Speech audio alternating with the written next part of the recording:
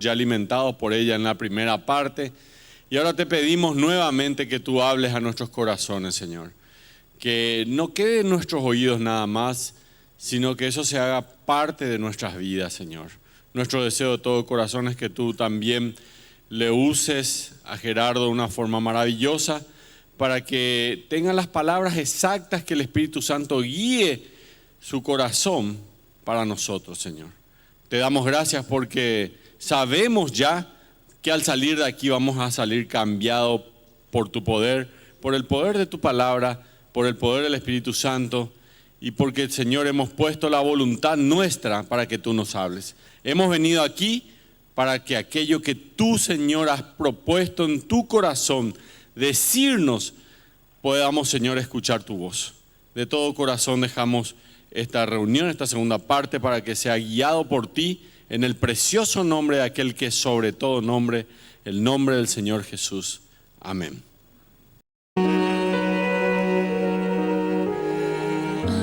Aquí estoy, oh Dios, te ofrezco lo que soy, mi corazón. Hoy traigo a tus pies, sé que tu amor, Dios, nunca me dejará. Restáurame otra vez. Hoy mi rostro elevo a ti, Señor. En tus fuerzas sé que vivo estoy. Tócame, que tu amor fluya en mí y que tu paz me cubra hasta el fin. En la tempestad yo venceré y por fe, mi Dios, caminaré y al final, al pasar mi cruz, sabré que un día seré completo en ti.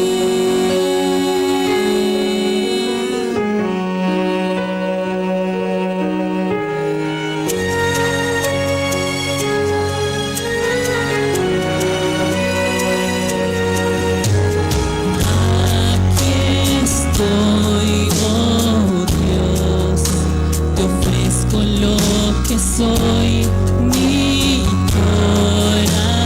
corazón. Hoy traigo a tus pies, sé que tu amor, Dios, nunca me dejará. Restáurame otra vez. Hoy mi rostro elevo a ti, Señor. En tus fuerzas sé que vivo estoy. Tócame, que tu amor fluya en ti y que tu paz me cubra hasta el fin.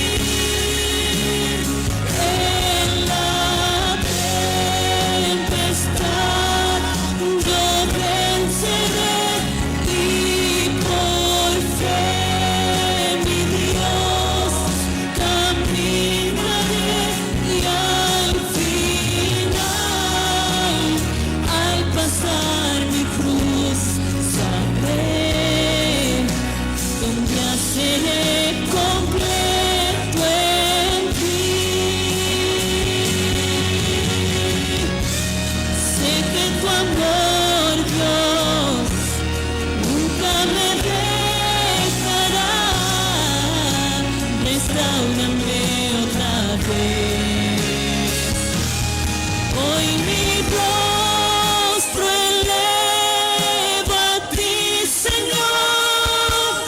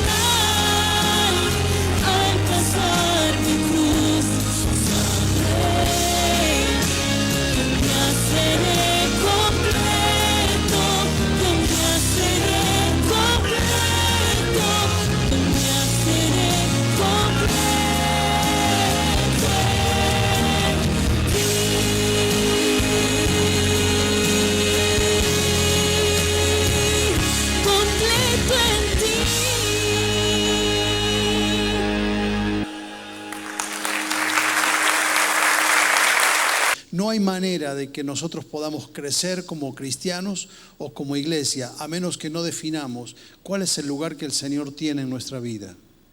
Hoy en el desayuno con los pastores les decía que una de las tragedias de la iglesia de hoy es que la iglesia está llena de gente que está dispuesta pero no está disponible. Está dispuesta para hacer un montón de cosas. Lo convocás y todos estamos dispuestos a hacer, a planificar, a motivar, pero cuando llega la hora de hacer, son muy pocos los que realmente están disponibles, porque hay otras prioridades, porque hay otras ocupaciones, porque hay otros señores que ocupan el primer lugar en nuestra vida. Y hay un relato en el Evangelio, quisiera que me acompañen por un momento en la lectura. Es la interpelación de Jesús con un joven.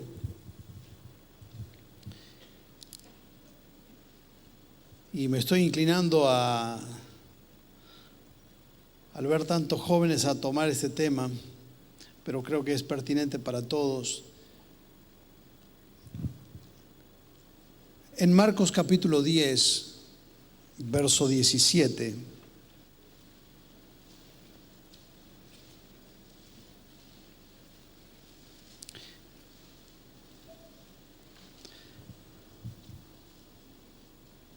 Marcos 10, 17. Dice, al salir él para seguir su camino, vino uno corriendo e hincando la rodilla delante de él, le preguntó, Maestro bueno, ¿qué haré para heredar la vida eterna? Jesús le dijo, ¿por qué me llamas bueno? Ninguno hay bueno sino solo uno, Dios. Los mandamientos sabes, no digas falso testimonio, no defraudes, honra a tu padre y a tu madre. Él entonces respondiendo le dijo, Maestro, todo esto lo he guardado desde mi juventud. Entonces Jesús mirándole, le amó y le dijo, una cosa te falta, anda, vende todo lo que tienes y dalo a los pobres y tendrás tesoro en el cielo. Y ven y sígueme tomando tu cruz. Pero él, afligido por esta palabra, se fue triste porque tenía muchas posesiones. El desafío de un compromiso radical con el señorío de Cristo en nuestras vidas es imprescindible para la vida de todo cristiano. No hay otra manera de vivir el cristianismo. Una mañana, Moisés se levantó. Hacía 40 años que hacía más o menos la misma rutina. Miró el horizonte para ver cómo iba a estar el tiempo, el día, tal vez tratando de pensar hacia qué dirección iba a llevar su rebaño. Buscó las ovejas, que eran ovejas de su suegro para quien él trabajaba. Y salió como lo había hecho tantos años, como lo había hecho tantas veces durante tantos días, pensando que era un día como todos. Y salió por el desierto y era un día como todos. Se levantó como todos los días, preparó su viaje, de su rutina y su peregrinaje para el día como todos los días, contó las ovejas como todos los días y salió a caminar como todos los días. Pero él no sabía que ese día Dios lo estaba esperando para decirle algo. Para decirle algo que no era precisamente lo que él quería escuchar, pero era algo con lo que Dios le salía al encuentro, que cambiaría definitivamente su vida. ¿Y por qué no pensar que nosotros que hemos venido aquí, como tantas veces vamos a una reunión, no esperábamos que Dios nos saldría al encuentro para decirnos algo que nosotros quizás no queríamos escuchar. Pero es algo que si nosotros escuchamos y respondemos, es algo que va a cambiar para siempre nuestra vida. Por eso te invito a que tomemos un tiempo para orar. Vamos a inclinarnos delante del Señor.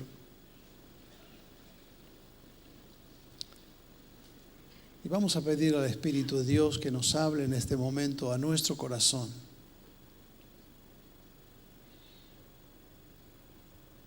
Que no sea un momento más de simplemente juntar información, decirle: Señor, abro mi corazón y mi espíritu para recibir tu palabra. Oramos ahora, Señor, que tú despiertes nuestro entendimiento, que alumbres los ojos de nuestro entendimiento, que podamos captar la verdad de tu palabra y entender lo que tú estás diciéndonos a cada uno de nosotros. Y podamos, Señor, responder en fe, en obediencia y en una rendición incondicional ante tu llamado. Te pedimos esto, Señor, en el nombre de Cristo Jesús. Amén. Esta historia que acabamos de leer en el Evangelio no es una parábola, es una narración de un encuentro que Jesús tuvo con un muchacho que salió a hacerle una pregunta que él consideraba importante en ese momento. Los 3 evangelios sinópticos registran este momento y nos dan suficiente material cuando nosotros comparamos Lucas capítulo 18, Mateo 19 con Marcos capítulo 10, que es donde hemos leído, y comparamos esas 3 historias. Tenemos bastante información como para entender la tensión que hay en este encuentro, el sentido de urgencia que hay en este encuentro y las cosas que se hicieron bien y las cosas que se hicieron mal. Y yo quiero por eso mostrarles en un breve pantallazo el encuentro de este pobre joven rico con Jesús. Aparentemente venía todo bien por lo que él estaba haciendo, porque él vino a Jesús en realidad en la edad correcta. El texto nos dice en Mateo capítulo 19, no en este pasaje, pero en el pasaje paralelo en Mateo 19, nos da el dato de que este muchacho era joven. Y por eso conocemos este relato como el relato del joven rico. Y él vino, digo, en la edad correcta, porque generalmente en esa edad de la juventud las personas no están muy propensas a ser movidos por inquietudes espirituales.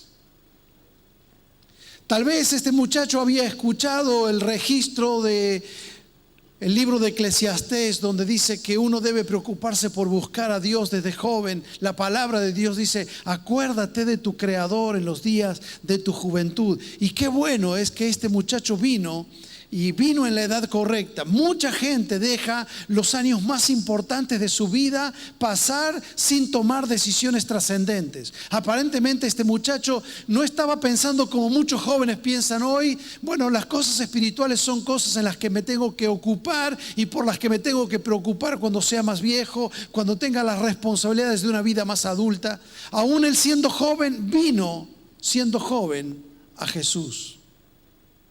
Pero en segundo lugar, además de venir en la edad correcta, vino en la oportunidad correcta.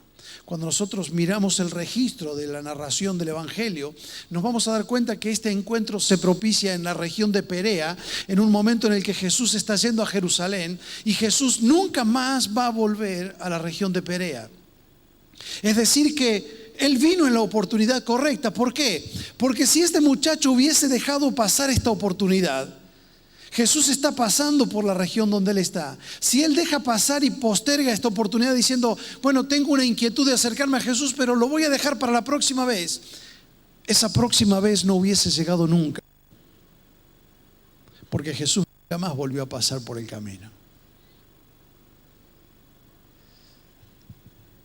Tal vez como buen negociante, porque era un hombre rico, tenía algo que todo negociante tiene que saber desarrollar, que es el sentido de oportunidad. Saber que las oportunidades deben ser aprovechadas en el momento. Una persona que sabe negociar sabe que el sentido de oportunidad es fundamental para cerrar un negocio. Si usted lo cierra antes, a lo mejor no puede ganar todo lo que iba a ganar, y si lo cierra después, a lo mejor no puede terminar de hacer el negocio. Entonces, saber cuándo se cierra un negocio, tener un sentido de oportunidad, es algo que es un discernimiento que se desarrolla mucho en el ámbito de los negocios. No sé si este muchacho realmente era un buen negociante, pero tuvo un sentido de perspicacia, un sentido de oportunidad.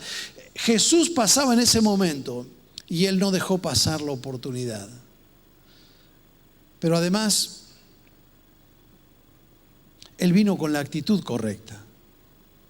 Noten el texto lo que nos marca. Dice que vino uno corriendo delante de Jesús, dice el verso 17, e hincando las rodillas delante de él. Es decir, que él vino con la actitud correcta porque vino con una actitud de reverencia, se postró delante de Jesús, vino adorando a Jesús. Ustedes saben que la actitud de postración era una actitud de adoración. Él vino con una actitud humilde delante de Jesús, reconoció a Jesús como maestro, le dijo rabí.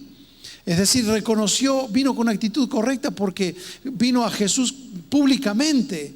Cuando usted compara esto con los otros evangelios, dice que este hombre además era un principal, que es un título dignatario que se usaba en la religión judía para hablar de aquellas personas que eran reconocidas, como lo era Nicodemo, que aún siendo un principal tal vez tenía ciertos prejuicios para venir a Jesús en una manera que pueda ser vista. A este muchacho no le importó lo que iban a decir, no le importó lo que iban a pensar los demás, siendo que él era un principal entre los judíos, siendo que era una persona rica. Él vino con una actitud correcta, él vino delante de Jesús, lo reconoció, lo confesó públicamente como maestro y se postró delante de él. Pero además vino con la pregunta correcta. Es decir, vino con la inquietud correcta. ¿Cuántos jóvenes están preguntando hoy por la vida eterna? Es muy raro que un joven piense en la muerte, y mucho menos que esté pensando en la vida eterna, en lo que puede ocurrir después de la muerte. La mayoría de los jóvenes tal vez la preocupación que tienen es más bien tal vez en esa etapa de la vida, la tecnología, la diversión, los amigos, la carrera, el estudio o el trabajo, de qué voy a vivir. Pero este muchacho está ahí inquieto por algo que él sabe que necesita. El filósofo rumano Michel Cioran dice que el hombre es un animal quaerens. Él dice que el hombre es el único ser del reino animal que se pregunta por el sentido trascendente de la vida. Porque el hombre es el único ser, es el único del reino animal que sabe que se va a morir. Todos en el reino animal se van a morir, pero el hombre es el único que lo sabe. Por eso es el único que se hace preguntas sobre su propia existencia. Por eso existe, por ejemplo, la filosofía, porque el hombre se plantea su vida y su existencia frente a esa inquietud que todo ser humano lleva adentro, que es la inquietud de lo trascendente. Y este muchacho estaba movido por eso. Él vino con la inquietud correcta. Él no vino con la inquietud que mucha gente venía a Jesús. Mucha gente venía a Jesús simplemente a pedirle. Él no vino a pedirle nada. Mucha gente se acercaba a Jesús esperando un milagro. Él no necesitaba un milagro. Mucha gente se arrimaba a Jesús esperando comida. Él no necesitaba comida. Mucha gente vino a Jesús haciendo preguntas, pero preguntas capciosas para ver si podían tender una trampa al maestro. Él vino de una manera honesta y abierta. Él no vino a hacer una pregunta capciosa. Él vino con una pregunta franca. Él sabe que algo le falta. Aunque todo lo tiene, él está movido por una inquietud. ¿Qué es lo que me falta? ¿Qué tengo que hacer para tener la vida eterna? ¿Cuánta gente vive con esa inquietud que este muchacho tenía? Pero él vino a la persona correcta. ¿Sabe que muchas personas tienen inquietudes, pero no van a buscar la respuesta en el lugar equivocado? La increíble poetisa chilena Violeta Parra, que escribió Gracias a la vida, y ustedes saben que después terminó suicidándose poco tiempo antes de quitarse la vida. Ella le ofreció una entrevista a un periodista chileno muy conocido, Tito Mund, y le dijo en esa entrevista, en un momento le dice Violeta Parra a Tito Mund: ¿sabes qué? Yo siento que algo me falta y no sé qué es. Y le hace un sincericidio, ¿no? Es una confesión abierta. Y ella dice: yo siento que algo me falta y no sé qué es. Y a veces tengo la terrible sospecha de que nunca voy a saber, nunca voy a encontrar qué es eso que me falta. ¿Cuánta gente vive con un vacío en su interior y está en una búsqueda y sabe que algo le falta, pero ha ido a buscar respuesta en un lugar equivocado? Lamentablemente ella terminó su vida sin saber qué era lo que le faltaba. Y este muchacho no fue a buscar la respuesta a la religión. No fue a buscar la respuesta en los sacerdotes y en el templo. Posiblemente ya había buscado respuestas allí y no tenía respuesta. Por eso se acerca a Jesús y viene en la edad correcta porque es joven. Viene en la oportunidad correcta porque es la última vez que se va a encontrar con Jesús, aunque él no lo sabe. Es la única vez tal vez. Vino con la actitud correcta porque vino y se postró delante de Jesús. Vino con la inquietud correcta y vino a la persona correcta. Pero hay algo que termina de completar el cuadro, y es que recibió la respuesta correcta. No era la respuesta que él esperaba, pero era la respuesta correcta. Él vino delante de Jesús y le dijo: Maestro, bueno, ¿qué haré para heredar la vida eterna? Y Jesús lo paró con una respuesta que él no esperaba que Jesús le iba a dar. Entre paréntesis, ¿has visto qué frecuentemente ocurre esto en la Biblia? No sé si te has encontrado con gente que dice: ¿sabes que Dios me habló? Dios me dijo tal cosa.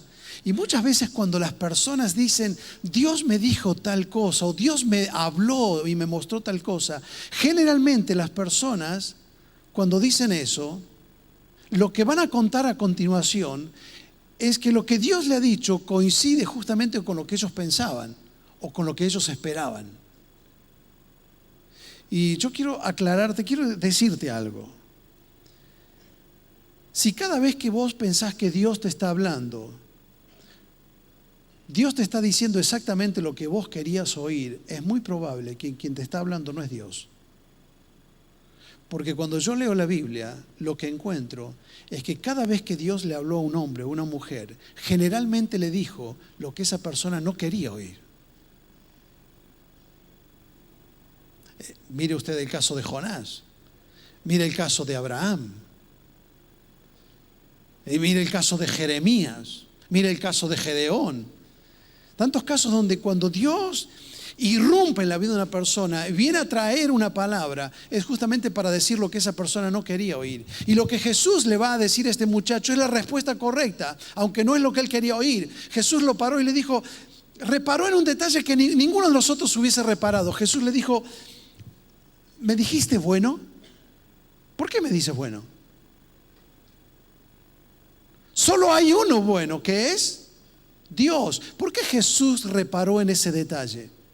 Porque ustedes saben, para nosotros el concepto de bondad tiene una valoración relativa. Para nosotros el concepto de bondad es algo relativo. Cuando ustedes piensan si una persona es buena, la única manera de responder a eso es compararlo con otra persona.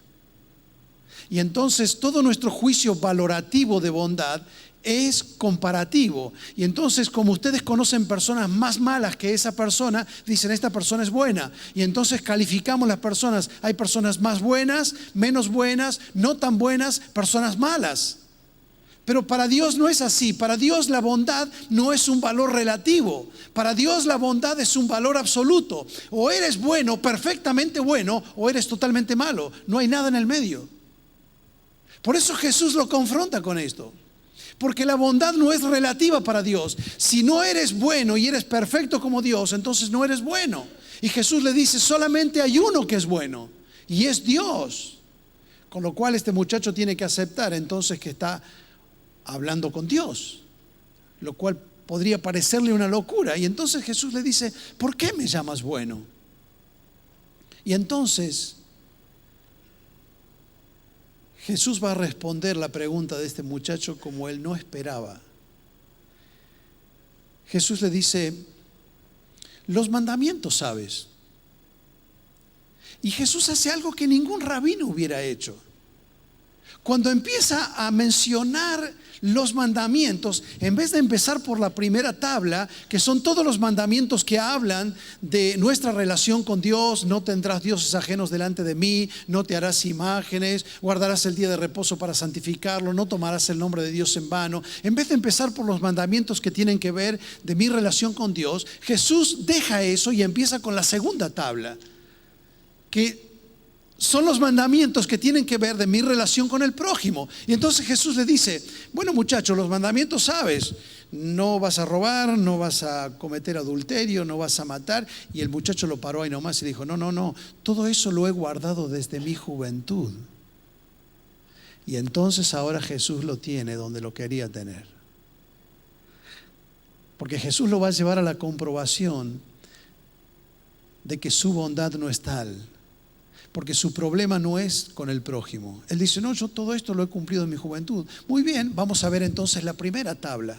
Vamos a tomar la primera tabla de la ley.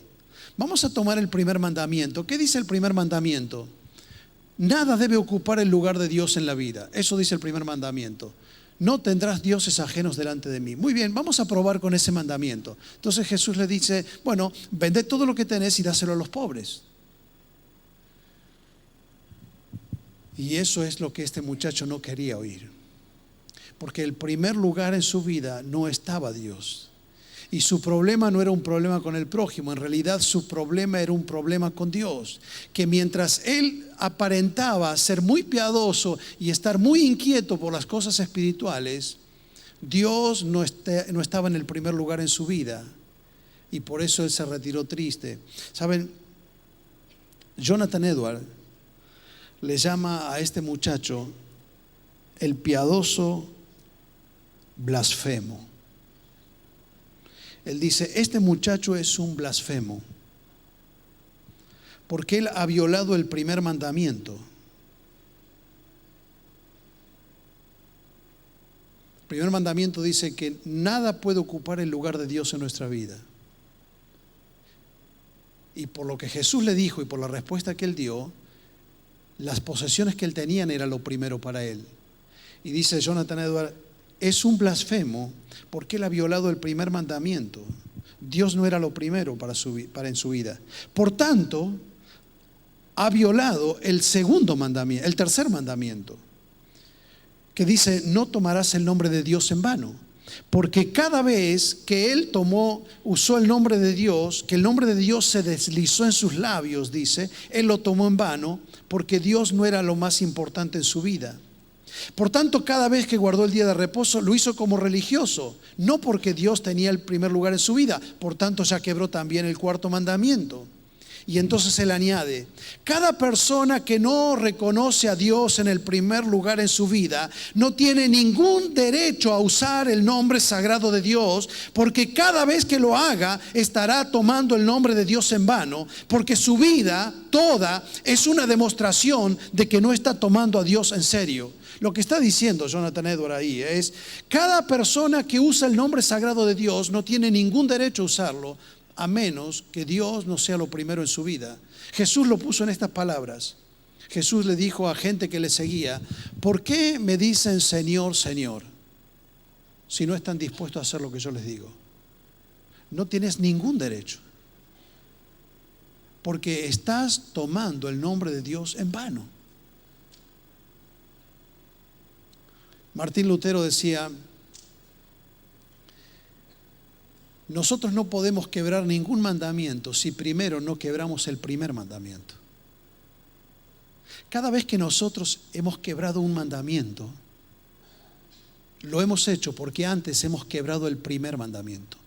Todo se resume en el primer mandamiento. Es lo que define la dirección de nuestra vida, porque es allí donde se define qué lugar tiene Dios en nuestra vida. Y evidentemente Dios no tenía el primer lugar en la vida de este muchacho.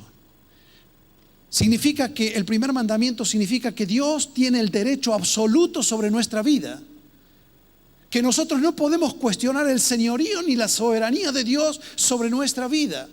¿Se acuerdan cuando a Jesús le preguntaron si había que dar tributo al César? Jesús le pidió una moneda, ¿se acuerdan?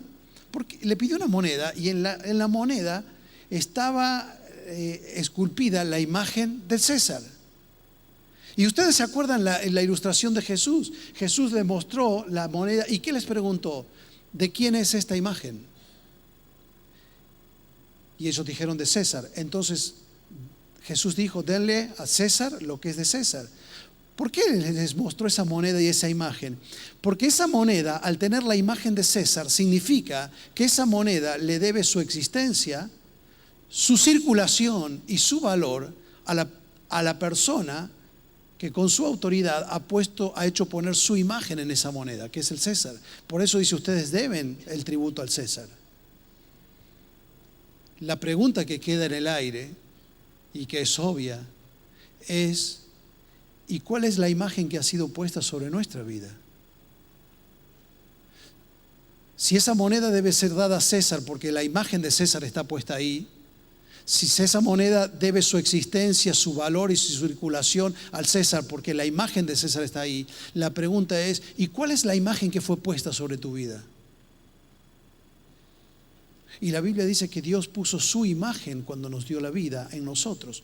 Por tanto, aunque Dios no nos hubiera salvado, si solamente lo único que Dios nos hubiese dado es el aliento de vida, eso es suficiente para saber que porque Él estampó su imagen en nosotros, nosotros no debiéramos hacer otra cosa en nuestra vida que vivir para Él, solamente porque somos criaturas. Pero no solamente fuimos criaturas, aún Dios tiene derecho por redención. Dios tiene el primer lugar y el derecho en nuestra vida y la autoridad de soberano y de Señor en nuestra vida, no solo porque nos creó, eso ya hubiera sido suficiente, sino que encima de eso todavía nos rescató, nos redimió, envió a Jesucristo a morir por nuestros pecados. Y Pablo, cuando argumenta en Romanos capítulo 12, dice, esa sería la única razón por la que usted tiene que vivir el resto de sus días para Dios. Romanos capítulo 12, él les dice, les ruego, ¿por qué? Por las misericordias de Dios, que ustedes presenten sus cuerpos en sacrificios vivo, santo y agradable a Dios, que es vuestro culto racional. Ahora, mire dónde está la motivación de Pablo. Se lo ruego esto, ¿por qué? La motivación está en el pasado, no está en el futuro. Es por la misericordia que Dios te mostró. Él durante 11 capítulos ha explicado la redención y la misericordia que Dios nos derramó. Entonces, por esa misericordia es que yo debo vivir una vida que agrade a Dios y presentar mi vida y mi cuerpo en sacrificio vivo, santo y agradable a Dios. La motivación no está en el futuro. Para nosotros generalmente la motivación está en el futuro. Vos le preguntás a un joven, ¿y vos por qué querés vivir para Dios? Y para que Dios me bendiga, si la motivación está en el futuro. ¿Y por qué querés agradar a Dios? Y para que me vaya bien en la vida. ¿Y vos por qué querés servir a Dios? Y para que Dios me prospere, me bendiga, me ayude, para que yo pueda cumplir su plan y para que me pueda dar una buena familia y para que la iglesia crezca y para poder. ¿Y por qué querés predicar el evangelio? Y para que otros se salven. Y toda la motivación está en el futuro. Y Pablo dice, no, esperen, la primera motivación está en la cruz. Es porque Cristo nos redimió. Lo que Pablo está diciendo, que si Dios decidiera no darnos ningún favor en la vida, si Dios dijera el único beneficio que te voy a dar en todos los años que vas a estar en la tierra, el único beneficio que te voy a dar es que Cristo murió para perdonar tus pecados y lo único que te doy es la salvación. Y Pablo dice, si el único beneficio que Dios nos diera es su misericordia, sería motivo suficiente para que el resto de nuestra vida vivamos para Él. Si Dios dijera, te doy la salvación, pero no te doy ninguna otra cosa, sería motivo suficiente para que vivamos para Él. Esto significa que Dios tiene el derecho del primer lugar en nuestra vida por creación y por redención.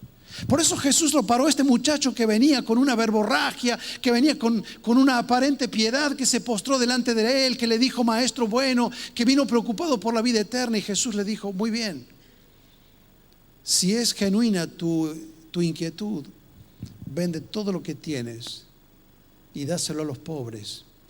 Y nosotros sabemos cuál es la respuesta que tuvo el muchacho. ¿Qué respondió? Nada. es que para decir no a Jesús no hace falta decir nada, solo basta quedarse como uno está. Y este muchacho que había venido en la edad correcta, que vino en la oportunidad correcta, que tuvo la actitud correcta, que vino con la inquietud correcta, que hizo la pregunta correcta, que vino a la persona correcta, que tuvo la respuesta correcta, tomó la decisión incorrecta. Dice la Biblia que agachó la cabeza y se fue muy triste porque él tenía muchos bienes. Y Lucas pone un detalle y dice que Jesús, mirándole, le amó. Lo que este muchacho había recibido era una invitación que muy pocos han recibido en la vida. Muchos quisieron seguir a Jesús y Jesús no se los permitió. No a mucha gente Jesús le dijo, sígueme. Y a este muchacho le dijo, toma tu cruz y sígueme. Porque no se puede seguir a Jesús sin un compromiso de tomar la cruz. Y este muchacho dio la media vuelta y se fue. Y Jesús lo siguió amando, dice la Biblia, y Jesús lo amó. Lo que este muchacho no sabía es que él no solamente estaba rechazando la gran oportunidad de su vida, estaba rechazando el amor más grande que alguien había tenido por él. No solamente estaba rechazando la gran oportunidad, estaba rechazando el más grande de los amores. Estaba rechazando el amor de Dios sobre su vida. Y sabe que cuando nosotros nos negamos a que Jesús sea el Señor de nuestra vida, cuando nosotros no le damos a Él el primer lugar, cuando nuestro compromiso es totalmente intrascendente y nuestra renuncia al pecado para vivir para Dios no existe, una de las tragedias es que nos estamos perdiendo la oportunidad de disfrutar el más grande de los amores que pueda haber sobre nuestra vida. Nosotros, cuando desobedecemos, no solamente estamos rechazando la ley de Dios, estamos rechazando el amor de Dios.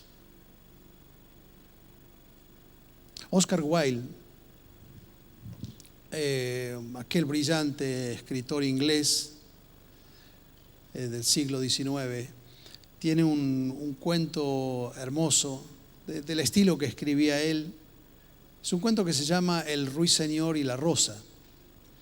Y El Ruiseñor y la Rosa está ambientado en esa época victoriana, donde hay un muchacho que está enamorado de una chica. Y como hay un baile que se va a ofrecer, una recepción en el palacio, él quiere invitar a esta chica de quien él se ha enamorado, quiere ir a ese lugar con esta chica. Y entonces él va a proponerle ir juntos al lugar donde se va a hacer ese baile. Y la chica le dice, yo voy a ir contigo, pero si me regalas una rosa roja. Y entonces este muchacho desesperado sale a buscar una rosa roja, pero no es el tiempo de rosas. Y empieza a buscar por todo el jardín y apenas ve algunos pimpollitos que están ahí brotando, son botoncitos, pero tiene que encontrar una rosa roja y no hay prácticamente flores en ese momento, hasta que ve en un rosal una rosa y a lo lejos la divisa y se acerca porque ve que hay un pimpollo ahí que está más abierto, pero resulta que no es una rosa roja, es una rosa blanca. Y cuenta Oscar Wilde en su cuento que un ruiseñor, ¿cómo le llaman a ese pájaro? El picaflor, no sé si le llaman así acá, que había estado escuchando la conversación de este muchacho con la chica, viendo la desesperación de este muchacho de conseguir una rosa roja para conquistar el corazón de su enamorada, y viendo que la rosa era blanca, el ruiseñor esa noche se paró en el tallo del rosal y vieron que tiene todas espinas que salen. Y entonces el picaflor apretó su pecho contra una espina y empezó a salir sangre. Y la sangre empezó a manchar la rosa. Y entonces la rosa blanca se iba convirtiendo en una rosa roja. Y el ruiseñor apretaba más el pecho contra la espina, iba clavando y la sangre iba cayendo hasta que la rosa quedó toda bañada y tenida de rojo. Al otro día, este muchacho salió otra vez al jardín Y para su sorpresa, ahí estaba la rosa roja. Dijo, esto es lo que me salva. Y entonces fue y cortó esa rosa roja y fue a golpear en la puerta de su enamorada. Y cuando ella salió, le entregó la rosa roja. Y ella la tomó, la miró, la tiró al suelo y le dijo, estoy comprometida con otro hombre. Solamente a Oscar Wilde se le ocurren esos finales, ¿no? Pero perdonen que es medio triste el final. ¿Querían otro final? No. Pero he aquí la cuestión. Lo que esta chica nunca supo es que ella no solamente estaba rechazando un gran amor, es que esa rosa había costado un gran sacrificio.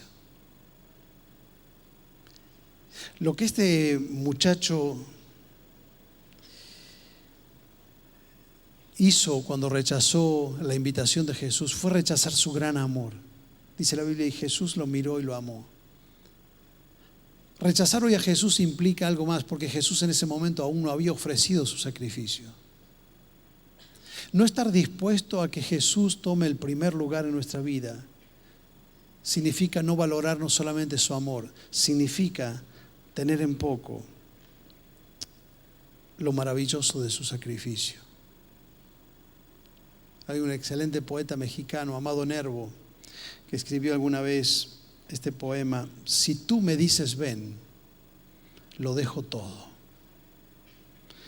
No volvería la mirada atrás para mirar a la mujer amada, pero dímelo fuerte de tal modo que tu voz, como toque de llamada, vibre hasta el más íntimo recodo del ser, levante el alma de su lodo y hiera el corazón como una espada. Si tú me dices ven, lo dejo todo. ¿Qué es lo que te impide seguir a Jesús? Bueno, para este muchacho eran las riquezas, pero el llamado esta tarde es el mismo: véndelo hoy, quémalo ya. El mensaje es este: deshacete ya de aquello que impide que Jesús tenga el primer lugar en tu vida. Puede ser que es un noviazgo que vos sabés que no es la voluntad de Dios. ¿Qué es lo que te está impidiendo que Jesús tenga el primer lugar?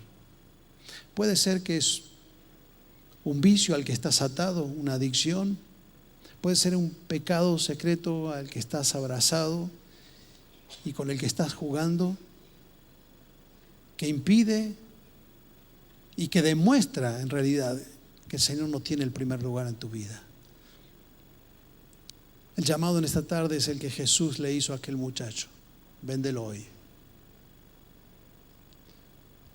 Deshacete ya de todo lo que te impide seguir a Jesús, de todo lo que impide que en tu vida Él tenga el primer lugar. ¿Qué lugar tiene Jesús hoy en tu vida? ¿Qué pasaría si Dios estaría esta tarde interrumpiendo el camino porque tiene que cambiar tu dirección, tus planes? ¿Estás incondicionalmente dispuesto a seguir al Señor si Él te tuviera que llamar para servir en otro lugar? ¿Estás incondicionalmente dispuesto y rendido al punto de decir: Señor, yo estoy comprometido a hacer tu voluntad, cueste lo que cueste? Claro que solo no podemos, pero lo que Dios está esperando de cada uno de nosotros es la decisión. Y esa decisión no admite postergación. Es ahora, o como vimos en nuestro mensaje anterior, o puede ser que no sea nunca. Vamos a orar al Señor. Y quisiera invitarte a que tomes un tiempo para pensar. Tal vez el Espíritu Santo en este momento va a traer a tu corazón, a tu memoria,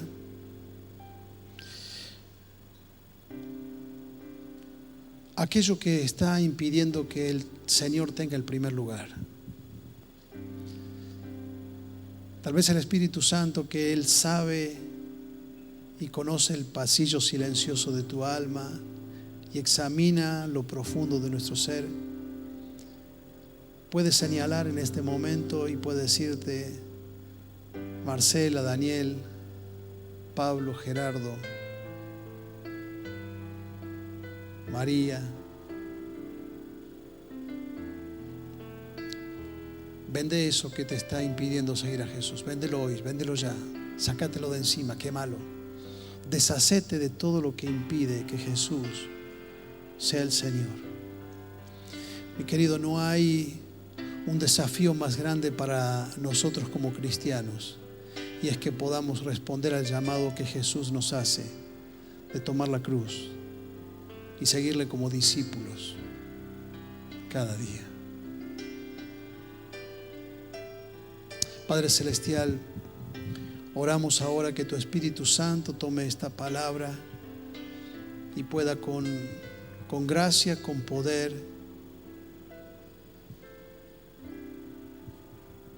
aplicarla a cada corazón. Y oramos, Señor, que tú traigas quebrantamiento a nuestras vidas, que pueda haber corazones rendidos en este lugar, dispuestos a decir: Señor, hoy mismo quiero dejar aquello que me está impidiendo seguirte. Hoy mismo renuncio a aquello que está tomando el primer lugar en mi vida. Hoy mismo renuncio a aquello que está quitando el lugar que Dios debe tener en mi corazón. Señor, nos rendimos y nos volvemos a ti en esta hora, con el deseo de vivir para ti, de no solamente confesarte con nuestros labios, sino tener un corazón rendido, dispuesto a tomar la cruz cada día, vivir en santidad, en obediencia a tu santa y divina voluntad. Ofrecemos, Señor, nuestras vidas para tu gloria, en el nombre de Cristo Jesús. Amén.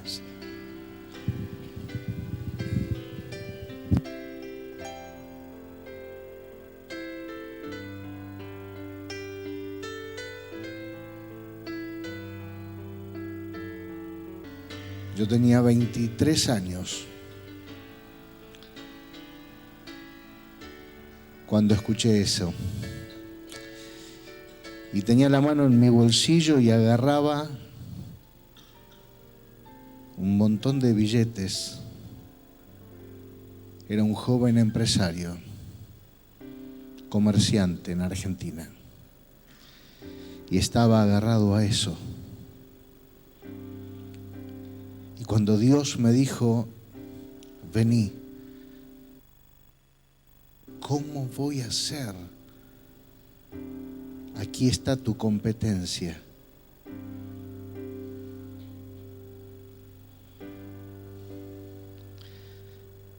Dios no quiere competencias. Pero cuando te animás a obedecer a la voz de Dios, Él te va a hacer competente. Porque Él va a brillar a través de ti.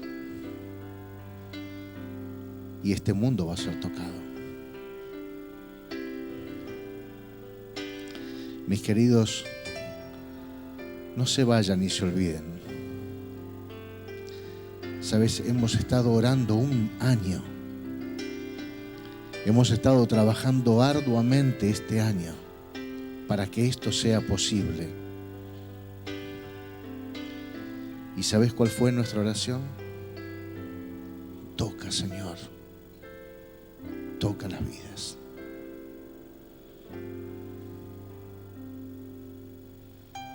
Dios puede llamarte. Y Dios puede querer usar tu vida para algo grande para Él.